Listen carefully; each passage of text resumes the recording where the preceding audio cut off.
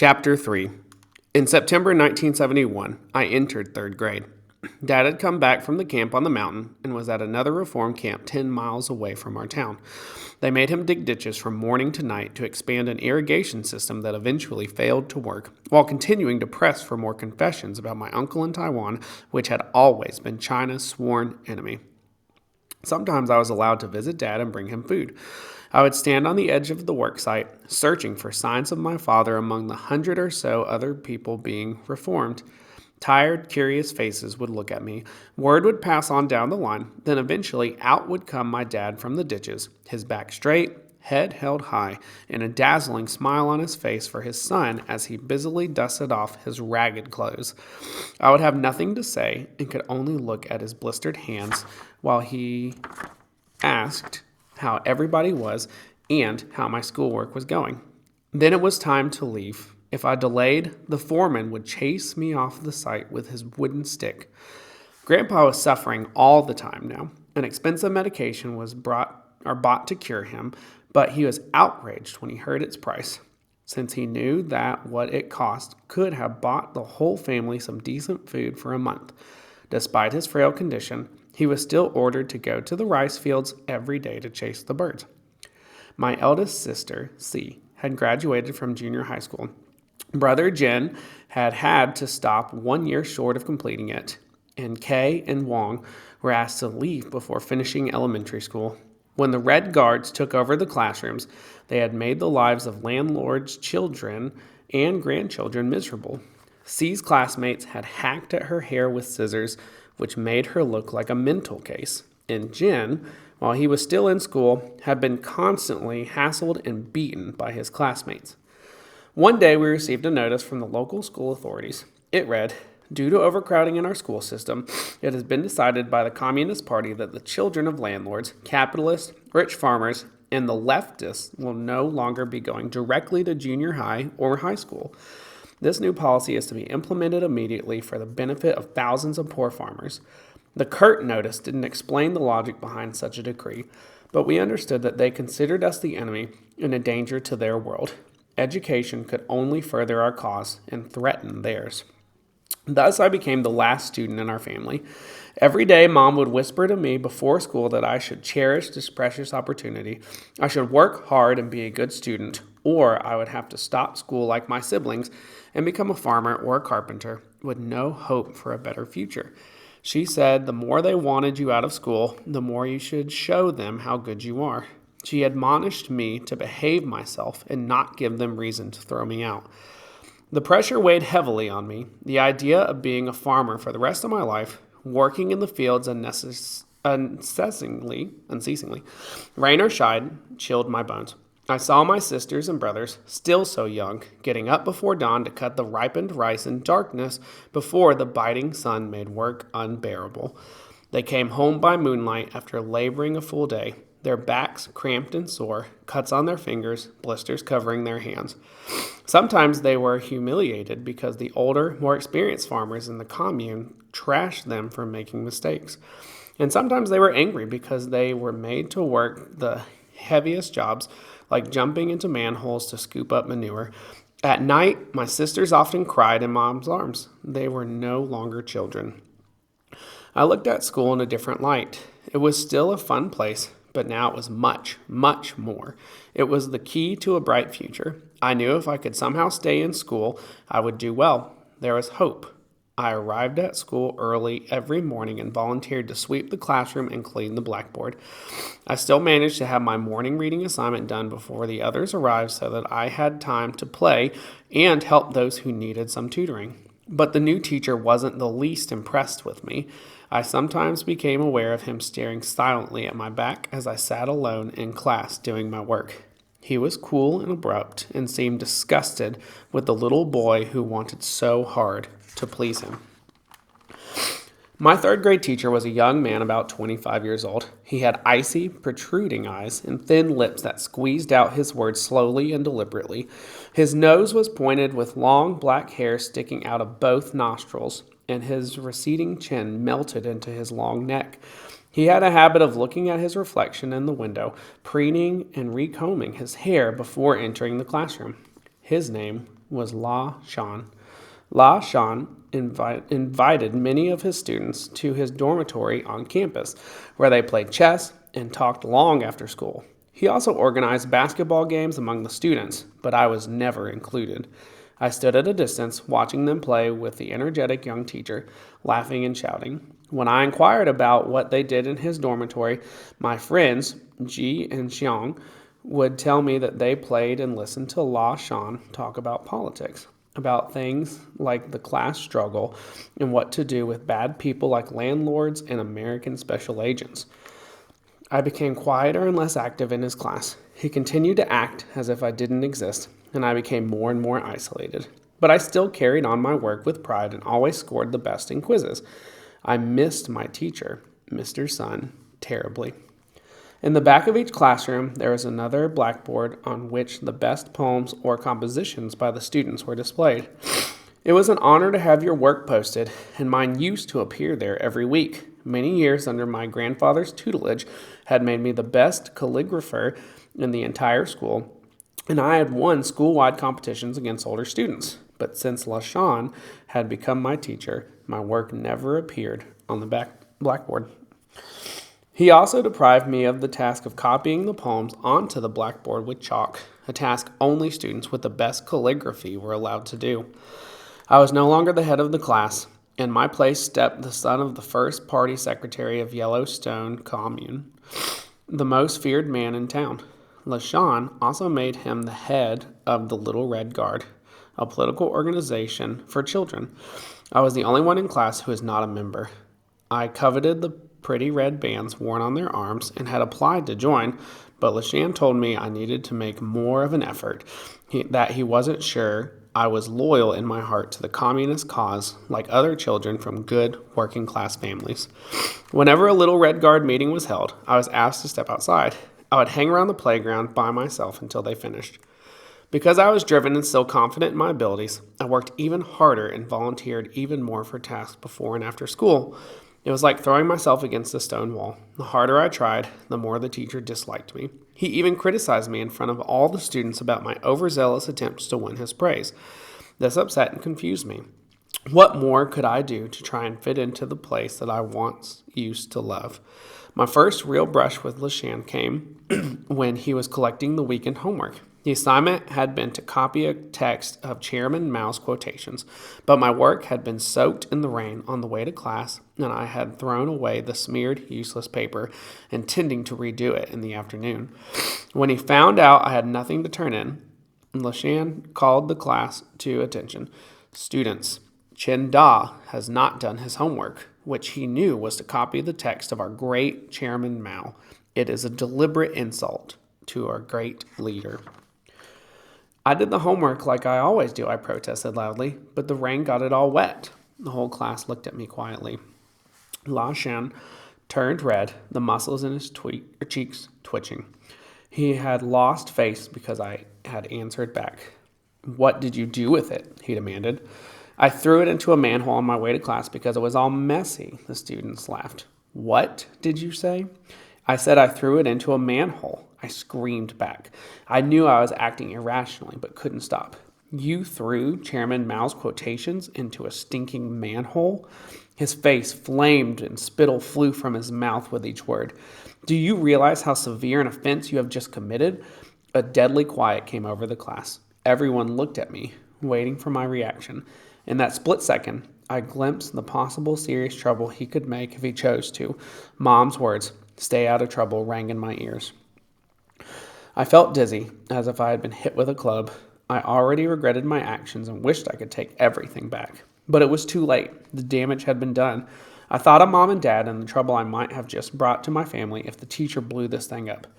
My head began to pound. I am sorry, honorable teacher. I will redo my homework and hand it in as soon as possible. He stared at me silently with his icy eyes, looking like a wolf that had just caught a rabbit in a trap. You think it's going to be that easy? He shook his head slowly. Everybody, his voice cracked out. Let's have a vote. Those who wish to have Da thrown out of our classroom, raise your hands. There was a moment of silence.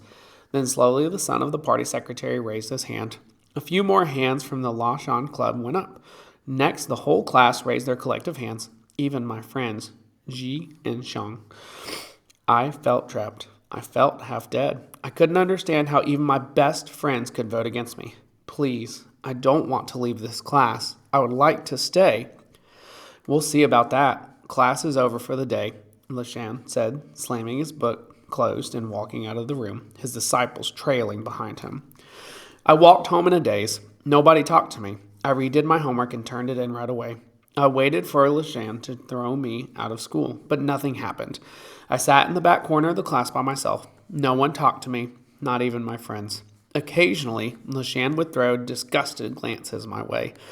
The worst thing was when he despairingly called me that person in the corner without looking at me. Why did he take the whole thing so personally, as if I had desecrated his ancestors' tombstone? Then one day during the morning exercise break, Chen called my name and asked me to stay behind while the others noisily poured out of class. I have received reports about you, he said, pacing in front of the classroom. Really bad reports. My heart began to race. What kind of reports?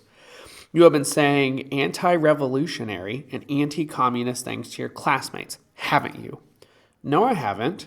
He was trying to paint me as a counter-revolutionary, just as they had done to Yu Zhuang, a fifth grader whom they had locked in the commune jail for further investigation. It was a dangerous situation.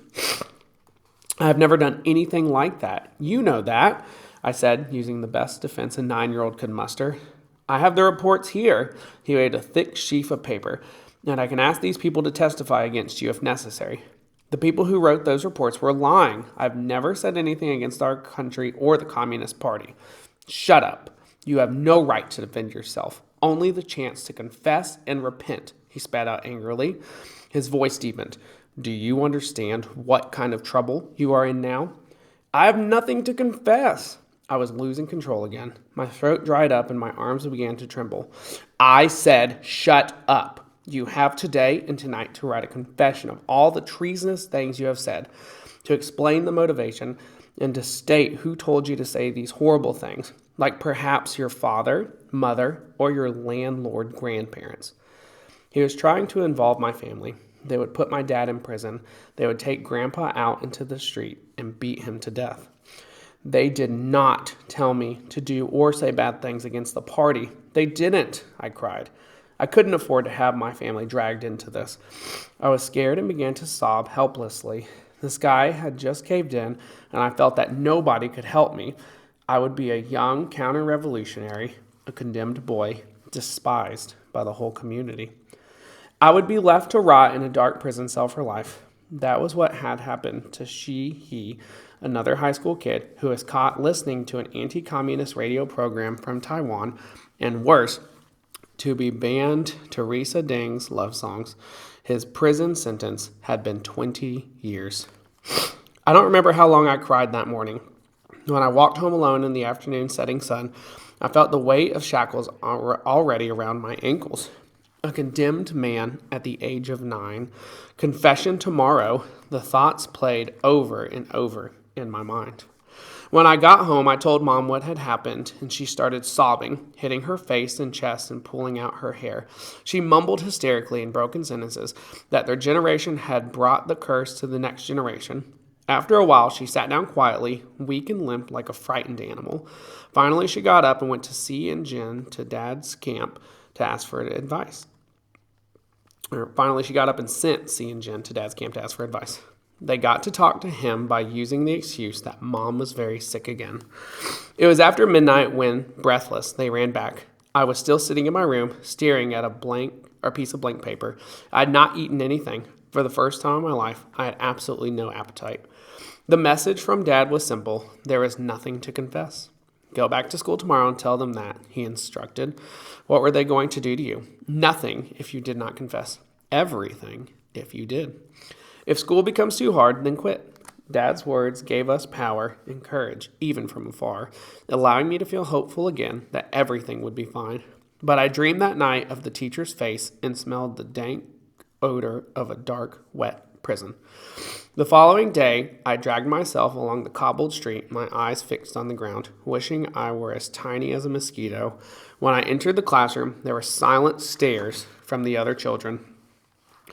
The lesson was on fractions, but nothing sank in. My mind kept wandering to the piece of paper I carried with me. What would the teacher say? What were they going to do to me? Each hour of class crawled tortuously by. I couldn't wait to hand in the confession and run back home to my family. Finally, the day came to an end. My classmates filed out as I put my books in my school bag and prepared to face the teacher. "You're not going anywhere, are you?" LeShan questioned sternly, not looking up from the homework he was grading. "I was just going to give you this." I pulled out the piece of paper. "May I come up to your desk, please?" "You have your confession?" he asked sharply, arching his eyebrows. I thought long and hard, and all that I have to say is here, honorable teacher. I put the confession on his desk and turned to walk away. "Stop!" His voice was so angry and disgusted, it startled me. I stopped and stood there with my head down, afraid to look at him. "You confessed nothing?" he screamed at me. "Did your parents tell you to write this?" He crushed the paper into a ball and threw it at me. "No, it is all from me, and it is the truth.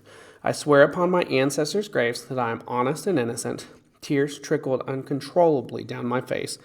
I was so nervous that my head began to feel hot again. Desperately, I felt myself losing my logic and calm. "You are a liar, Chen. I'm going to refer your counter-revolutionary acts to the principal and party secretary of the school. I wish to handle your case here, but you are not cooperating, so now you force me to go to higher authorities." The teacher dropped me off in the principal's office and left.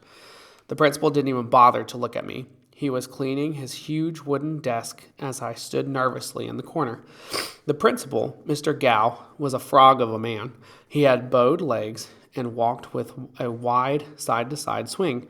Despite a mustache, his face was bland. He was about 50, and in addition to being the school principal, had recently been promoted to the position of party secretary. Older students once told me that he loved fondling little girls' hands and shoulders and enjoyed having young female teachers iron his clothes in his dormitory room late at night while he conferred his seasoned political wisdom on them. He was the most zealous objector to romance among the young teachers because, it was said, he couldn't bear the idea of anyone else having his way. His wife was a heavy smoker with yellow teeth and ugly wrinkles on her face. They were a well-matched couple. He asked me all kinds of questions and urged me again to make a confession. I declared my innocence over and over. For the entire week that followed, Mr. Gao met with me daily, either in between classes or after school. He went on mumbling his advice and making threats to stop my schooling. I sat quietly during those sessions, much more alert and logical than in the presence of the teacher.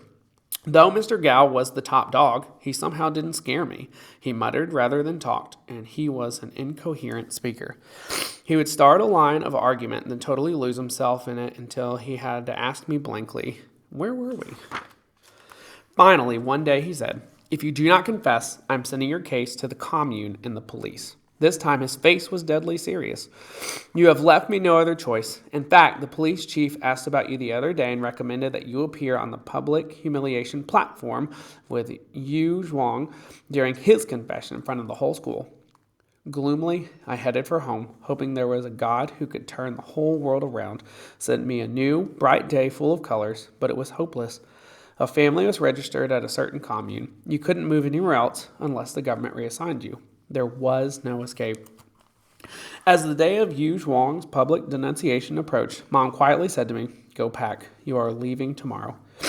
"Where am I going?" "To Wen Kui's home. He was a distant cousin who lived in Dingshuan, another tiny town about 20 miles west of Yellowstone. They will catch me." "No, they won't come after you. They were just threatening you." "What about school?" "It was my future." "We'll worry about that later. You can still be the best student after missing a few lessons." I went into her arms. "I'm scared." "Don't be." She held me tight. "Wen Kui has already been secretly informed of your coming." The next day, as the sky shed its first ray of light, I crept out our back door, crossed the wooden bridge that swung and squeaked in the wind, and started my half-day's journey on foot. I carried a bag of clothes, a small bag of dried yams to contribute to Wen Kui's household when I got there, and 2 pieces of sweet rice cake, which was my favorite treat, and which Mom had stayed up late preparing for me. As soon as I crossed the Dongjing River, I followed Mom's instructions, ducked low, and disappeared into the lush, mile-long field of sugarcane to avoid bumping into anyone. The morning dew still kissed the sharp leaves that innocently scratched my face and arms. Beyond the sugarcane field lay a narrow dirt road winding into the mountains. Though I had walked this scenic path a few times before, it was scarily quiet in the early dawn, so I sang out loud and whistled as I ran along, my bag bouncing on my back. When I was halfway to my destination, I sat down to rest by a large pond. I leaned against an old pine tree and unwrapped my first piece of rice cake. As I sank my teeth into the sticky sweet rice, I was reminded once more of how good life could be if one weren't a political fugitive running for his life. I took off my shoes and waded in at the shallow edge of the pond, scooping up a handful of the fresh spring water to drink. It tasted as sweet as the mountain itself. Everything was so peaceful I couldn't help skipping a few rocks and watching the ripples spread out gently. I remembered the time my dad and I competed at this very pond to see who could skip a rock the farthest. I had thrown a stone so hard that I had skidded and fallen into the soft young wheat, and now again I could hear my dad's hearty laughter at my antics. When I got to the Quees home, it was lunchtime. Wynn's sister was the wife of my uncle. The family had been forced to move to this small mountain village remote from Yellowstone because his father had been a wealthy fabric merchant. Wynn once said his father could judge the quality of a fabric by blindly feeling it behind his back. The Quees lived in the house of a former landlord, a man whose family had all been executed by the communists. I stayed there for a week before it was deemed safe for me to return. I heard that at the public humiliation meeting, Yu Zhuang was sentenced to 4 years of labor reform in a juvenile prison. He was beaten unconscious after being thrown off the stage. No one had come to inquire about me. Mom said later that she had spent the entire day on her knees in front of Buddha, praying for my safety.